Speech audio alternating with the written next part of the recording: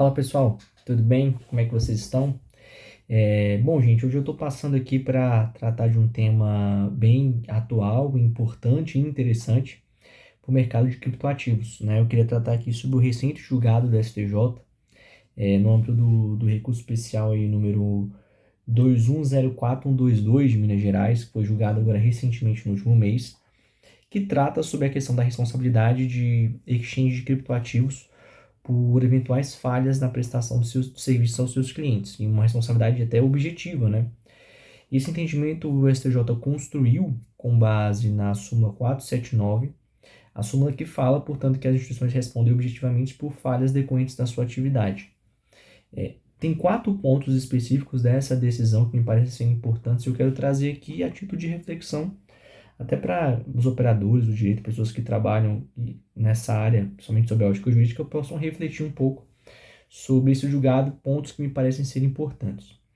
Uma primeira percepção que eu tive é de que, acho que ficou isso bem claro no voto da ministra Galotti, é que na percepção ali da ministra Galotti, há uma equiparação à figura da instituição financeira à figura das exchanges de criptoativos, tá?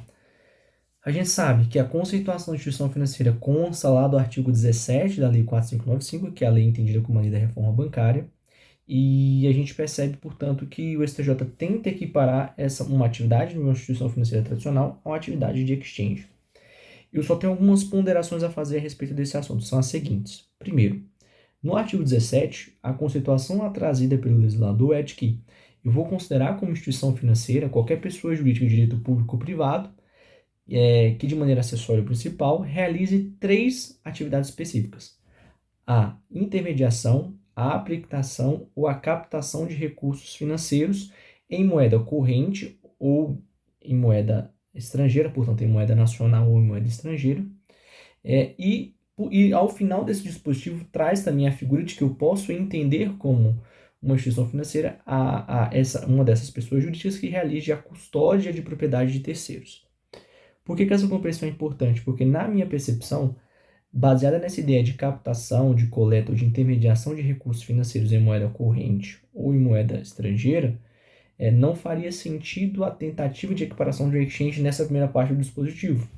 Por quê? Porque a Lei 14.478, que é o marco legal dos criptoativos, ela diz expressamente lá no artigo 3º que eu não posso considerar como ativo virtual para fins do ordenamento jurídico brasileiro tokens que sejam representativos de moeda fiduciária, seja ela nacional ou estrangeira. Então, se eventualmente a exchange presta serviços, realiza essa coleta, essa intermediação, aplicação de ativos virtuais, por exemplo, se é assim que a gente pode considerar, ou de tokens representativos de moeda nacional ou estrangeira, não faria sentido essa equiparação, porque para a legislação brasileira, token que representa esse tipo de moeda fiduciária não é ativo virtual. Então, seria uma inconsistência aí até bem objetiva e direta entre esses dois dispositivos legais.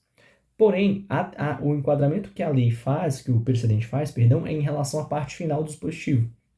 Ao dizer para a gente o seguinte: olha, na verdade, eu entendo a exchange como uma entidade, uma pessoa jurídica que realiza custódia de propriedade de terceiro.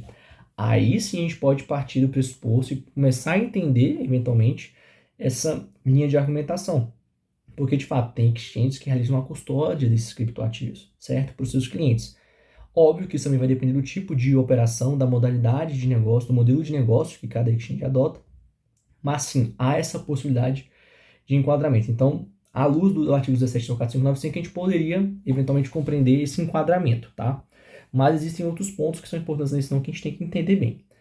Um segundo aspecto que eu achei importante é o seguinte: na própria ementa do acórdão, o STJ deixa claro que, olha, ele equipara, no caso específico, a exchange que presta os serviços aqui, que era no caso no mercado Bitcoin, ela equipara ela à instituição financeira porque ele parte do pressuposto que ela é uma instituição supervisionada pelo Banco Central.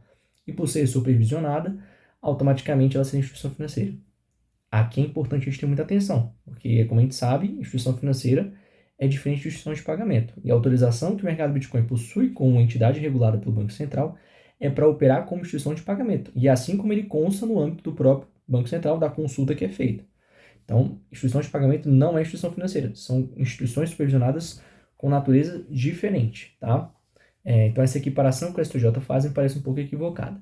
Mas tem um aspecto adicional aí de incremento nessa relação que eu acho também importante, que é, olha, peraí, então toda vez que eu tiver dentro da minha operação, enquanto conglomerado financeiro, um braço que seja instituição financeira, um outro braço que seja, por exemplo, uma VASP, um exchange, a operação da VASP vai gerar um tipo de responsabilização objetiva tão somente porque no conglomerado existe uma instituição financeira. Não faz muito sentido para mim essa percepção, porque se a gente for observar, o mercado hoje está se comportando de uma maneira bem interessante, de uma maneira até inversa. O mercado tradicional tem buscado cada vez mais a utilização e a criação de um braço criptoeconômico, se a gente pode dizer assim, e o contrário também é verdade. Empresas já nativas no ambiente de criptoativos, de criptoeconomias, estão buscando um braço tradicional para escalar a sua atividade. Ou seja, o que eu quero dizer é que não necessariamente a atividade de exchange, ainda que ela possua uma instituição de pagamentos em um conglomerado financeiro, por exemplo, tenha relação direta com a atividade como exchange, entende? Ela pode simplesmente ter uma instituição de pagamento e operar em um outro mercado, com outro público, mas também operar com o mercado de criptoativos no seu braço de criptoeconômico, sem que haja uma relação direta. Então, esse é um risco potencial que me pareceu e é importante que haja essa separação. Apesar de eventualmente participarem e formarem um grupo econômico, são atividades distintas, a depender do caso concreto, e eu não posso simplesmente atrair essa responsabilidade só porque ela possui uma empresa no seu grupo econômico que é supervisionada pelo Banco Central ou, em último caso, que assim é considerada como instituição financeira, tá? Me pareceu esse um segundo ponto de atenção e que também parece ser bem arriscado, tá? Um terceiro ponto que eu também estava refletindo é o seguinte, a equiparação aqui que o STJ faz é a ideia de que esse investidor que se utilizava da plataforma dessa exchange para fazer suas transações, ele seria enquadrado como consumidor, tá? E como a gente sabe, o CDC ele parte de uma ideia clara entre fornecedor e consumidor, e inclusive uma ideia de hipossuficiência técnica, geralmente, de vulnerabilidade que existe da figura do consumidor para com o fornecedor. A minha provocação que eu deixo é a seguinte, olha, o STJ já possui outros entendimentos, por exemplo, envolvendo investidores profissionais, investidores qualificados, no sentido de afastar a aplicação do CDC para esse tipo de agente aqui, por entender que ele não se encontra em situação de vulnerabilidade técnica em face da instituição com que ele está operando. Então, isso, claro, vai depender de uma gradação do número específico de volumetria que existe entre um investidor qualificado profissional, uma categorização que existe, mas é um gancho que o STJ coloca que eu acho que a gente pode eventualmente se utilizar também para o mercado de criptoativos.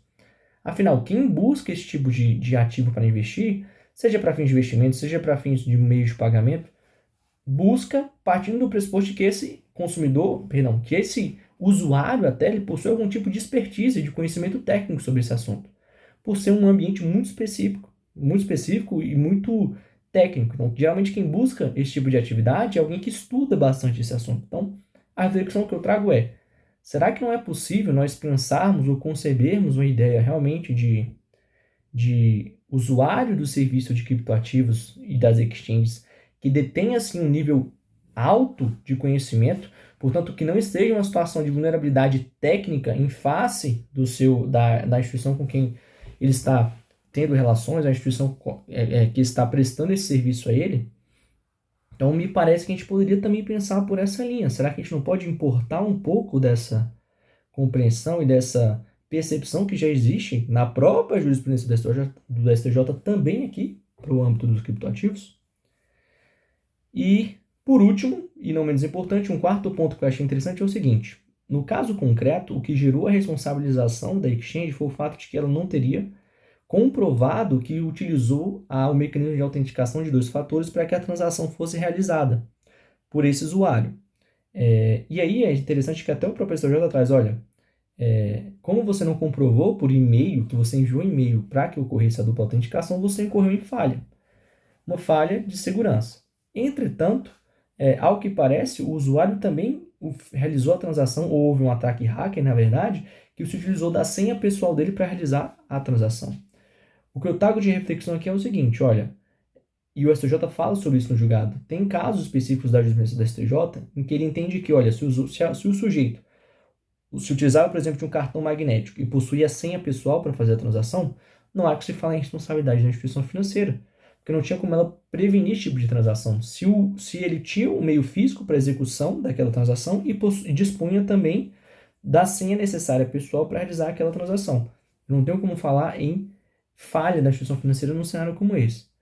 Me parece que aqui a situação pode ser um pouco parecida. Afinal, se eventualmente a exchange falhou em não comprovar que enviou e-mail para que ocorresse a dupla autenticação, por outro lado, esse usuário pode ter colaborado para que, por meio de vulnerabilidades, de eventuais pessoas mal intencionadas tivessem acesso à senha pessoal dele. Então, será que a gente não poderia falar nesse mecanismo específico no eventual culpa concorrente do usuário e também da própria exchange? Ou somente uma culpa exclusiva aqui, pura e simples, da instituição que prestava o serviço? Pura e simples e objetiva, porque se a gente for seguir a linha do que o STJ tem adotado, a se aplicar a súmula 479, portanto, há uma responsabilidade objetiva. Esse é um quarto ponto também que me pareceu interessante. E é isso, pessoal. Quis falar aqui de maneira mais objetiva do que eu tive de percepção, mas sem prejuízo, obviamente, da gente poder identificar outros assuntos, outros fatores. Só queria trazer aqui para vocês um pouco dessa reflexão e ouvir também a opinião de vocês, o que vocês tiverem de percepção para trazer, tá bom? Muito obrigado.